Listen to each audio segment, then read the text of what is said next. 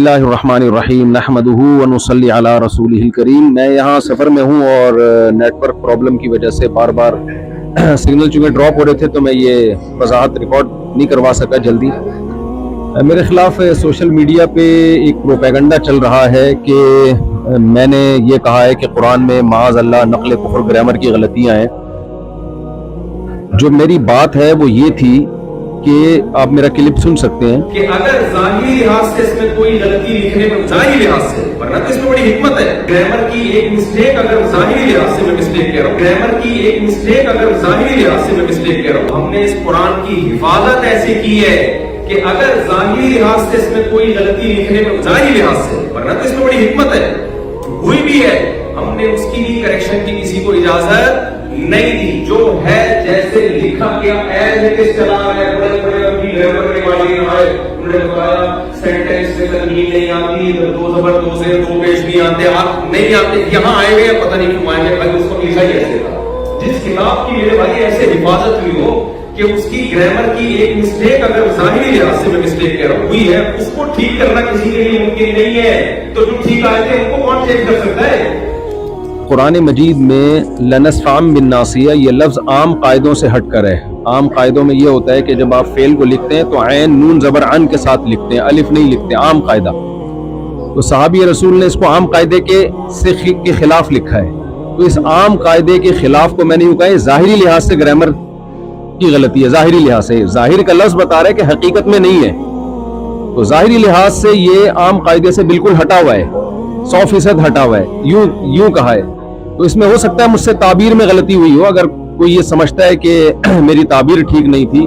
یا یہ بات عوام کے سامنے کرنے کی نہیں ہے، ان کا مینٹل لیول اتنا اونچا نہیں ہے، وہ یہ سمجھیں گے گویا کہ قرآن میں غلطیاں ہیں، تو میں اپنے الفاظ پہ معذرت کرتا ہوں اور میں اپنے ان الفاظ سے رجوع کرتا ہوں۔ لیکن میرا منشا ہرگز ہرگز ہرگز قرآن مجید کی توہین نہیں ہے، کیونکہ میرا پورا بیان قرآن کی تصدیق پہ ہو رہا ہے، قرآن کی صداقت پہ ہو رہا ہے۔ اس کا ایک ایک لفظ جو ہے وہ لوح محفوظ میں محفوظ ہے اور اسی کے مطابق لکھا گیا، اسی کے مطابق پڑھا گیا، اور اللہ کی ذات سے نکلا ہوا کلام ہے۔ اس سوچئے کہ جو شخص قرآن کی صداقت کو بیان کرنے کے لیے آیا ہو، وہ کیسے قرآن کو کہہ سکتا ہے کہ معاذ اللہ یہ غلطیوں کی کتاب ہے، معاذ اللہ۔ میرا کلپ آپ سن سکتے ہیں۔ دوسری بات، نبی صلی اللہ علیہ وسلم کی شان کے لحاظ سے جو میں نے یہ بات کہی کہ آپ صلی اللہ علیہ وسلم لکھنا پڑھنا نہیں جانتے۔ ہمارے نبی کے بارے میں پوری امت کا اجماع ہے، بھائی نہ لکھنا جانتے تھے اور نہ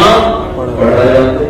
میں نے ہرگز ہرگز آپ کو ان پڑھ کا لفظ آپ کے لیے استعمال نہیں کیا، یہ توہین کا لفظ سمجھتا ہوں میں۔ میری طرف کسی نے منسوب کیا کہ میں نے یہ کہا ہے کہ میں نے نبی کو معاذ اللہ ان پڑھ کہا ہے، ہرگز نہیں۔ میں نے کہا آپ صلی اللہ علیہ وسلم لکھنا پڑھنا نہیں جانتے، یہ لفظ امی کا ترجمہ ہے،